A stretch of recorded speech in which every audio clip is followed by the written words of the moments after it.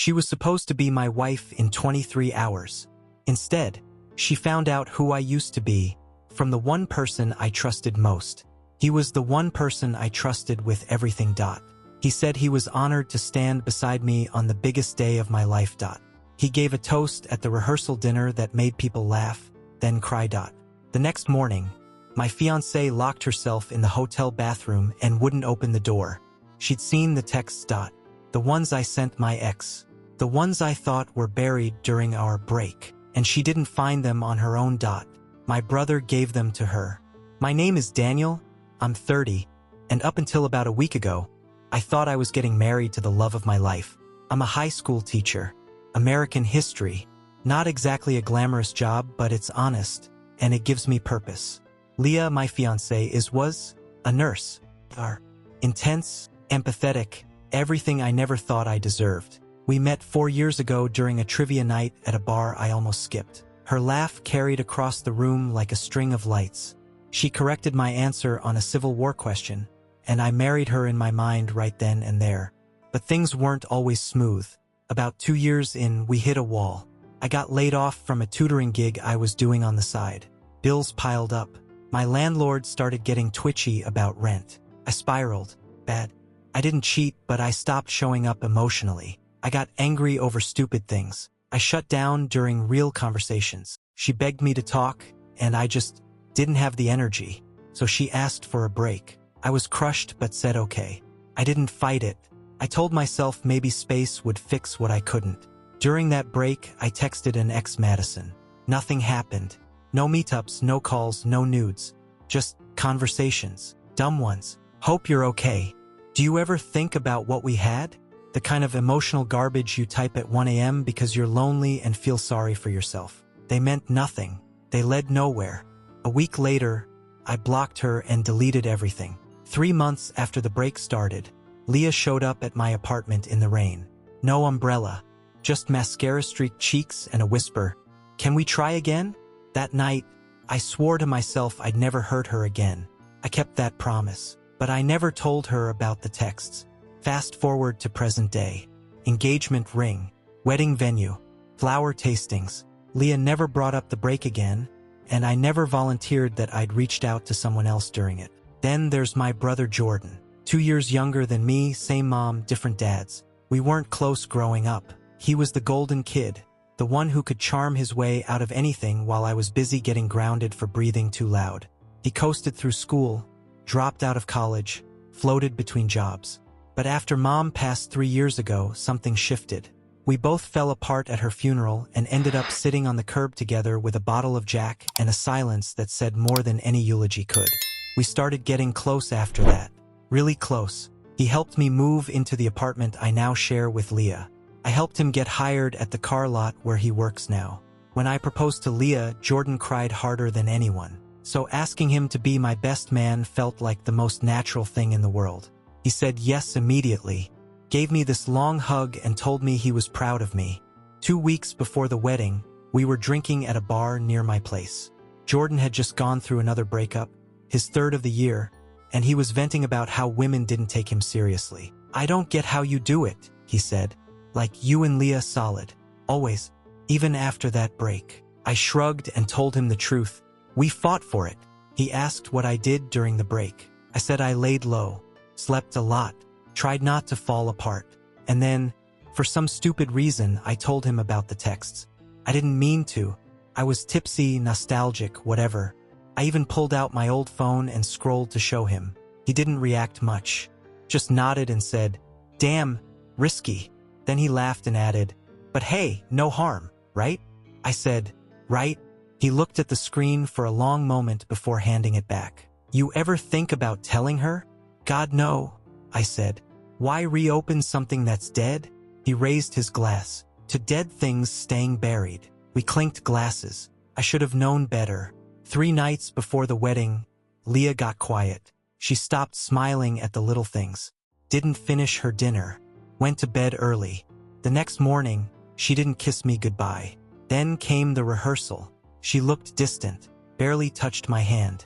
After the dinner, Jordan pulled me aside and said, "Hey, just so you know, I talked to Leah." My stomach sank. About what? He wouldn't meet my eyes. She deserved to know, man.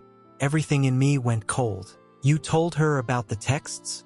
She was about to marry you, Dan. You think she'd be okay finding out after? She was okay. We were on a break, Jordan. You said it. I lied. That was it. No apology. No explanation. I did what you couldn't, he added. I told the truth. The next morning, I woke up to silence. Her dress still hanging on the door. My tux still in the plastic wrap.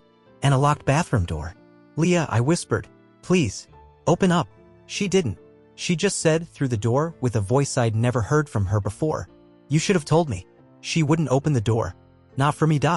Not for my apologies. Not for the man she was supposed to marry in 23 hours. I pressed my forehead against the cold wood and just listened. I could hear her breathing shaky, uneven. At one point, she whispered something, but I couldn't make it out. Then came the sob. Not loud, not dramatic. Just the soft, guttural thing that made my entire body clench. I never wanted to hurt you, I said. Silence. You asked for space. I was trying to survive. I wasn't cheating, I was just stupid. And sad. And I thought you were gone for good. Still nothing. Just the occasional shift of her weight against the tile. Eventually, I slid to the floor and sat with my back to the door. I don't know how long I stayed there. An hour maybe. Could have been more. My legs went numb. My throat was raw. At some point I said, if you walk away from me now. I understand. But please know Jordan wasn't trying to help you. He was trying to hurt me. That got a reaction. I heard her inhale sharply, then the sound of her moving closer to the door. So I kept going. My brother's always been like this, I said. Jealous. Petty.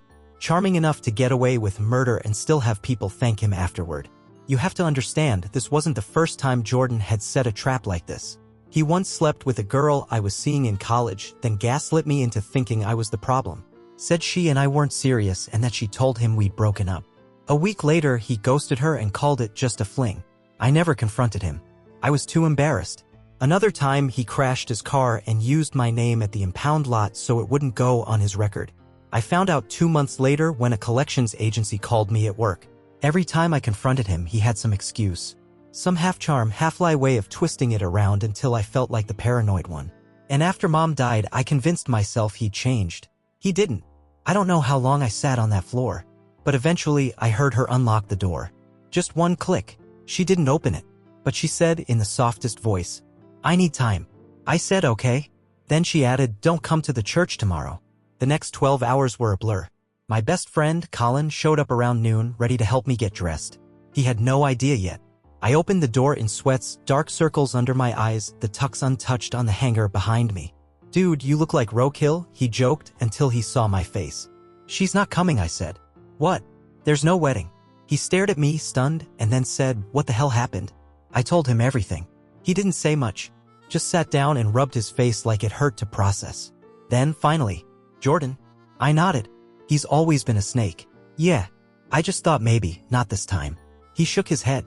You give a snake your trust, don't be surprised when it bites you in the throat. Here's the part one didn't expect. Colin was furious. Like, shaking angry. I saw him flirting with Leah's cousin at the rehearsal, he said. Had his arm around her during dinner. You think he did this for Leah? No, man. He did it because he couldn't stand to see you win. I didn't want to hear it. Not because I didn't believe it, but because I did. So much of my life, I'd measured myself against Jordan without realizing it. I was the good kid. He was the fun one. I got degrees. He got compliments.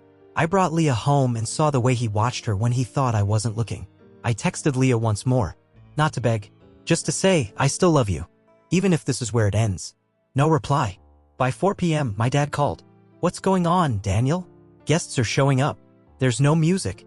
No one knows anything. I told him it was off. Asked him to please make sure no one bothered Leah. Then I turned off my phone. That night, I went back to our apartment. Alone. Her dress was gone.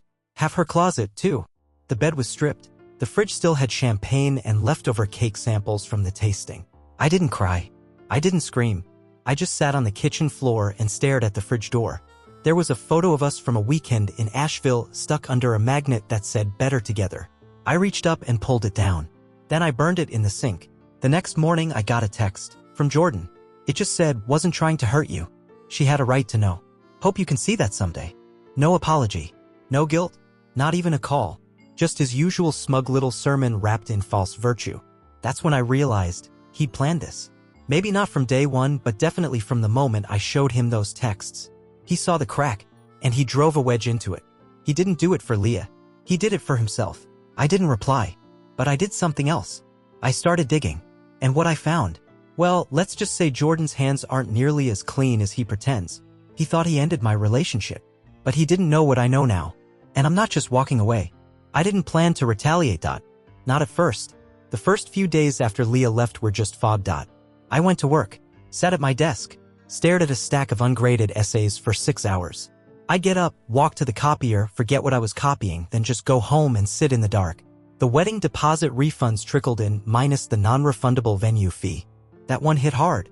$4,200 gone. I called the vendor and tried to sound calm, but I could hear my own voice shaking. She asked if the bride was okay. I said I didn't know. I'd have stayed in that fog too, if Jordan had just disappeared. But he didn't. He kept posting, kept smiling, kept bragging. 3 days after what should have been our wedding, he posted a photo at a bar, arm around Leah's cousin, drink in hand, captioned, "Cheers to new beginnings, clinking beer mugs." I stared at the screen for a full 5 minutes before it sank in. That wasn't just coincidence. That was a message. That was him gloating. And that was the moment something inside me snapped. I didn't want revenge. Not in the fire and brimstone, set your car on fire kind of way. I just wanted to understand. I wanted to know why. Why did he need to destroy what I had? Why now? Why Leah? So I started looking. Not deep at first. Just casual social scrolling. His Instagram, his Facebook, his tagged photos. But then I started noticing things. A BMW in the background of a photo. That's not his car. He drives a rusted-out Civic. A photo at a cabin labeled Client Gift Weekend. Jordan doesn't have clients. He sells used Hyundais. The lies were small but constant. Every time he posted something, some vacation, some dinner, some big moment, there was always something off. Always a detail that didn't add up. So I dug deeper. And that's when I found her. Nina. She's a woman I remembered vaguely from Jordan's birthday party last year. Pretty, smart, worked in finance. I remembered because Leah liked her. Said she actually seems good for him. They'd been dating for 8 months. Quietly.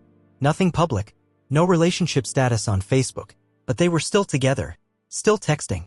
I confirmed it when I saw a comment on one of his old posts. Dinner Friday still? Can't wait, face blowing kiss. Dated 2 days before my wedding. So while Jordan was telling me he was single, showing up to fittings and bachelor events like he had nothing to hide, he was juggling 2 women. One of them being Leah's cousin. It gets worse. I reached out to Nina. I didn't plan to.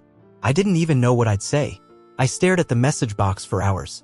Then I just typed, "Hey Nina. You don't know me well, but I think you deserve to know something. Jordan isn't who he says he is." She saw it. Didn't reply. 3 hours later, she did. We talked. For 3 hours. Turns out Jordan told her he was staying single for a while. Told her I was getting married, yes, but that Leah was unstable and that he worried I was making a mistake. He even implied Leah had a past with him, whatever that means. He said we had a toxic dynamic and that he was the one keeping me sane through the planning. She believed him. Until she didn't. When I told her about the texts, how he showed them to Leah just days before the wedding, she got quiet. Then she said, "He told me you begged him to be best man. That you needed him to keep you from falling apart." My jaw clenched. He sabotaged me. Nina's voice dropped to a whisper. He does that. He sabotages people. But he makes you feel like you owe him for it. Here's the thing about my brother. He doesn't break people in one blow. He erodes them. Little comments. Subtle shifts. Smiles that don't reach his eyes. He doesn't stab. He poisons. Nina told me about an ex of hers who suddenly ghosted her after Jordan met him at a party. Weeks later, she found out Jordan told him she had baggage and wasn't over her last relationship. A lie. A complete fabrication. That's when she realized she was just another pawn. Just like me. Just like Leah. So I asked her a question. Would you be willing to tell Leah what you told me? She paused, then said yes. That was last night. And this morning I sent Leah a message. Not to ask for forgiveness. Just the truth. There's something you need to hear. Not from me. From someone else. If you're willing, she wants to talk.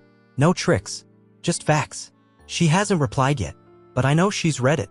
And if she meets with Nina, if she hears what I heard, then Jordan's little house of cards is about to collapse. Because here's the thing, you can get away with lies for a while. You can manipulate people. You can twist the truth until it looks like safety. But sooner or later, the facts show up. And they bring receipts. I didn't sleep. I watched the read receipt turn from delivered to read at 11:41 p.m. And then, nothing. 4 hours. I lay there staring at the ceiling, wondering what she was thinking. Wondering if she hated me. If she missed me.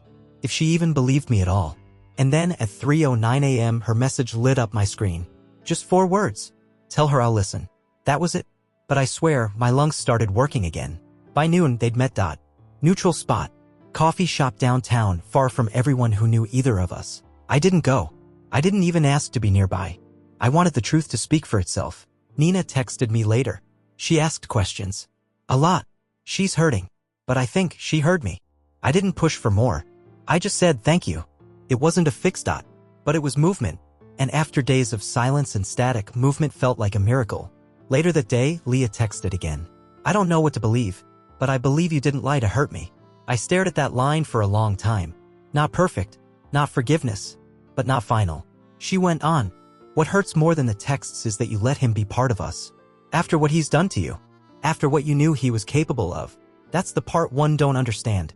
She was right. I'd given Jordan every opportunity to hurt me again. And he took it. Smiling. The thing is, it didn't stop there. Jordan started calling. First once. Then twice a day. Left voicemails like nothing had happened. Hey man, just checking in. Wanna clear the air? Blocked. Then he moved to email. You're turning this into a witch hunt. I didn't make her leave you. You've always needed a villain in your story, huh? I protected her from lies. You should thank me. He thinks he's bulletproof. Thinks charm covers betrayal. Thinks consequences are for other people. So I gave him one. I sent the screenshots. Not to Jordan. To his boss. All of them. DMs, timeline inconsistencies. Receipts from Nina. Comments he made to coworkers on social media while dating multiple women under fake names. And the cherry on top? A brief email forward Nina sent me from his company laptop. He'd been using his work email to plan a trip with Leah's cousin while still promising Nina exclusivity. I didn't expect much. Car dealerships don't exactly run on moral fiber. But yesterday I got a call. Blocked number. This is Rick from Meadowview Auto Group. You're Daniel, right? I froze. Yeah? I wanted to let you know that Jordan's no longer with our company. HR followed up on your material. Took it seriously. You're not the only one who's complained. I hung up in silence. Then I laughed. Not out of joy. Out of relief. For once, someone held him accountable. I didn't tell Leah. Not yet. Because this isn't about revenge anymore. It's about separation. From him. From the damage. From the version of myself that kept letting him back in. I'm not that version anymore. Last night, Leah called. Not a text. Not a DM. An actual phone call. First time since the day she locked the bathroom door. I let it ring once. Twice. 3 times. Then I answered. Her voice was quiet. Careful. I saw the messages between him and Nina. I know. He's not just toxic, she said. He's a parasite.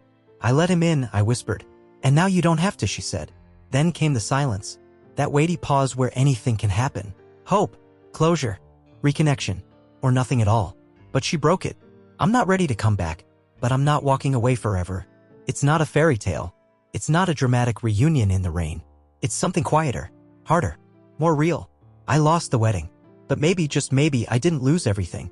It had been quiet for almost a week. No calls. No emails. No updates from Leah. I was starting to breathe again. I went back to work, graded tests, even reactivated my gym membership. I was eating solid food again. Sleeping through the night. I thought maybe, just maybe, the worst was behind me. Then Jordan showed up. It was a Sunday. Early evening. I just gotten back from the grocery store. There were still bags on the counter when I heard the knock. Not the doorbell. Not a polite tap. A knock. Sharp. Heavy. Angry. I knew before I even opened it. He was standing there in a hoodie and sunglasses indoors like he was playing some discount version of a mob boss. Can we talk? He said. I didn't move. No. He took off the glasses. You got me fired. No. You got yourself fired. His jaw tightened. You went nuclear. I told you what I did wasn't personal. I laughed. Actually laughed. You destroyed my wedding and handed Leah those texts like you were passing communion. You think that's not personal? I was protecting her. You were targeting me. You always do this, he snapped. Play the victim.